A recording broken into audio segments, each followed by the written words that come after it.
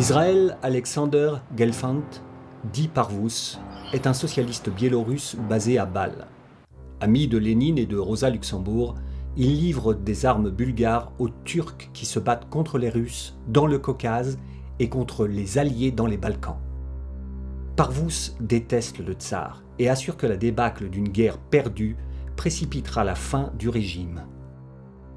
En 1905 déjà, il a soutenu l'insurrection révolutionnaire après la défaite de la Russie face au Japon.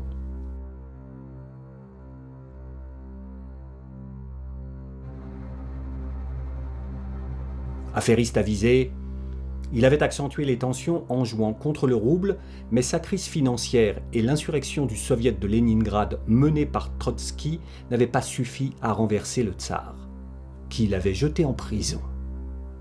À sa sortie, Parvus s'est réfugié en Suisse, comme tous les révolutionnaires de l'époque. À Istanbul, l'ambassadeur d'Allemagne, von Wangenheim, est séduit par les idées de Parvus qui rejoignent le concept allemand de guerre par la révolution. Peu avant de mourir empoisonné par les Alliés, l'ambassadeur envoie l'aventurier à Berlin présenter au Drey B un mémoire de 20 pages sur la révolution russe.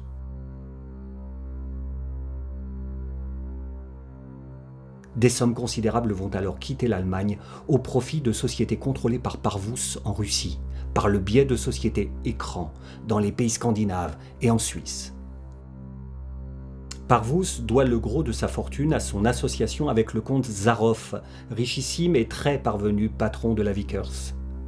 Ce grec d'Istanbul avait coutume de vendre des armes aux pays en guerre, aux deux parties à chaque fois, voire même de créer les conflits et les achats d'armes, en allant voir les responsables militaires d'un pays pour leur expliquer que leurs voisins, ennemis héréditaires, venaient d'acheter ceci et cela et que c'était apparemment dans l'intention de s'en servir. En février, les mencheviks, socialistes modérés, ont renversé le tsar en Russie, mais ils veulent poursuivre la guerre contre l'Allemagne. Parvus est alors mandaté par le Drey B allemand pour contacter Lénine, qui depuis la Suisse veut arrêter la guerre immédiatement. Les deux hommes ont déjà traité ensemble et Parvus, proche de Rosa Luxembourg, parvient à un accord. Le transfert de Lénine et de toute son équipe de Suisse en Russie aux frais du Kaiser. Les séides de Parvus en Russie ainsi que ses moyens financiers seront mis à sa disposition. En échange, Lénine s'engage à mettre fin à la guerre dès qu'il aura pris le pouvoir.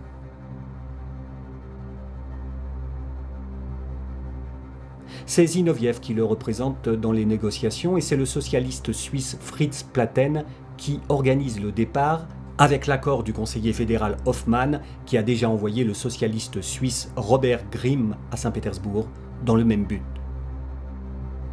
Les échanges de courriers entre Grimm et Hoffmann, interceptés par les Alliés, mettent une grosse tâche sur la neutralité suisse et contraignent le conseiller fédéral à la démission.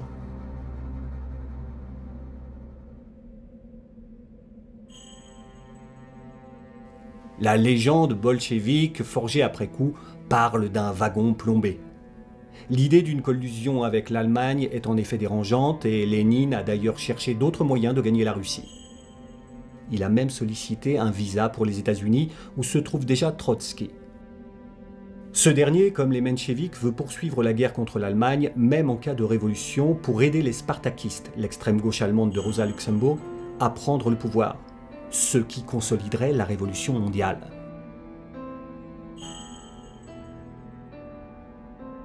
À Washington, le président Wilson, démocrate, s'accommoderait volontiers d'une Russie républicaine, ouverte aux intérêts américains qui poursuivrait la guerre à l'Allemagne. Trotsky s'embarque pour la Finlande avec la bénédiction de la Maison-Blanche et l'argent de businessmen américains. La paix projetée par Lénine permettrait au contraire à l'Allemagne de transférer ses troupes de l'Est à l'Ouest, où les Américains vont bientôt débarquer. Futur chef de la CIA, Allen Dulles, en poste à l'ambassade de Berne, refuse donc tout visa à Lénine. Du coup, deux trains emportent Lénine, tout son staff révolutionnaire et autant de mencheviks favorables à la paix, une cinquantaine d'activistes issus des minorités ethniques, qui prennent les commandes de l'URSS et du Comintern. Lénine fait signer à Brest-Litovsk une paix très favorable à Berlin.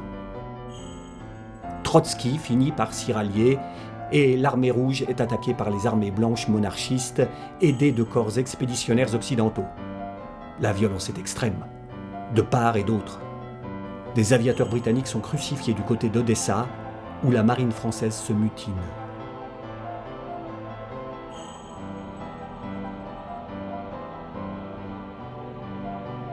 En Allemagne, les spartakistes se soulèvent et le Kaiser abdique pour laisser la République de Weimar négocier l'armistice et stopper la révolution.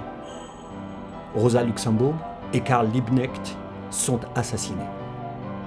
L'armée rouge de Trotsky tente de sauver les spartakistes et les Hongrois de Béla Kun, mais son offensive échoue devant Varsovie.